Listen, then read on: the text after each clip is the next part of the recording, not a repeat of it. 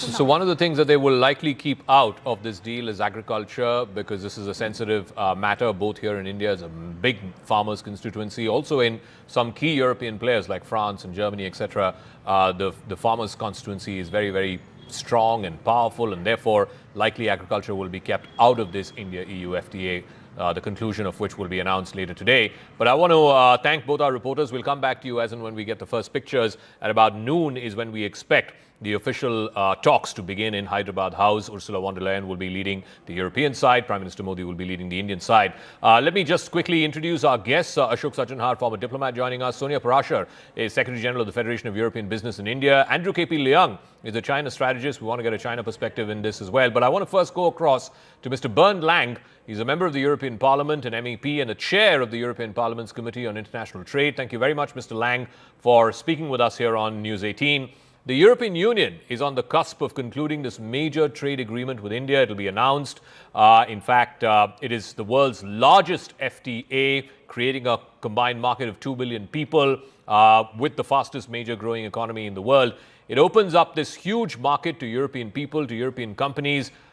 How and why is this agreement both for Delhi and for Brussels in your point of view?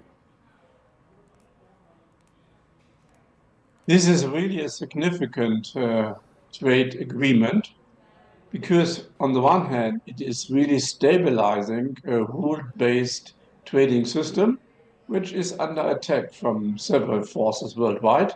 And the two biggest economies, the European Union and India, are now working together based on rules. And secondly, it's really giving a big economic impact on both sides. So, of course, the tariffs will really decrease, but also services will be offered on both sides. So it is in support of the economic development on both sides, and this is needed in this really challenging times. Mr. Lang, the negotiations for the India-EU FTA have been going on for almost 2 decades now. What, according to you, were the toughest red lines during these negotiations? We're also given to understand that sensitive sectors like agriculture, dairy, etc., which are sensitive both here in India as well as in Europe, may likely sort of be left out, or at least they would carve that out from the announcement. How does it ensure that these sensitive sectors are protected? Of course, we recognize that we have some specific sensitive sectors on both sides, specifically in the field of agriculture. So I guess, for example, milk and milk powder will be excluded, and beef, for example, as well. But in principle, of course, also the agriculture sector is part of the agreement, but recognizing that there are specific sensitive areas. But this is not undermining the agreement. I guess this is also a clear signal of fair partnership. But it's also coming, against the backdrop of massive global trade realignments that we're seeing with the tariffs. Why is this FTA such a strategic win? And it comes at a strategic time, both for Europe and India, at a time when the rest of the world is looking at stable, reliable markets, supply chains, and trade agreements. We are sticking both to a rule-based trading system. We see that the rule of law is important for both, and this rule of strength is not our approach. We want to have real partnership.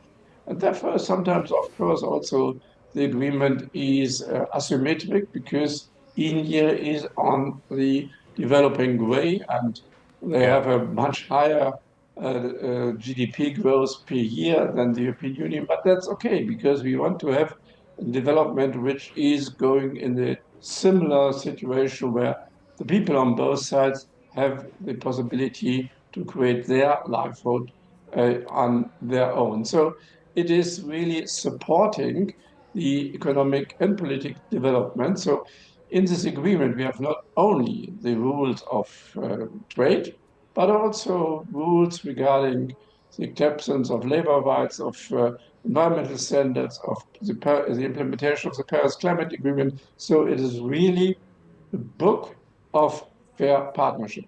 I also want to ask you, Mr. Lang, in what ways does this India-EU FTA, which is being touted as the mother of all deals, is it a sort of hedge, and how does it help sort of cushion the rising trade protectionism that we're seeing? How is it a hedge against rising, escalating U.S. tariffs and protectionism? Because, Mr. Trump has been threatening those against Europe as well, not just against India, which has not concluded the FTA with the U.S. yet, but even with Europe around Greenland. He threatened an extra 10% tariffs to walk back on them. How does this help in trying to cushion some of those blows? Yeah, of course. Looking around, it's totally clear that at the end of the day, this unjustified policy of President Trump should not be really recognized by the rest of the world. And I guess it's totally clear that the trade volume of the United States is only around about 15% of global trade volume. And I guess the other countries are really now in the mood to join together and stabilize the system. Right, Mr. Bernd Lang, thank you very much for joining us, and many congratulations. You've been a key player as the chair of the International Trade Committee in trying to push through this deal. So thank you very much for joining us.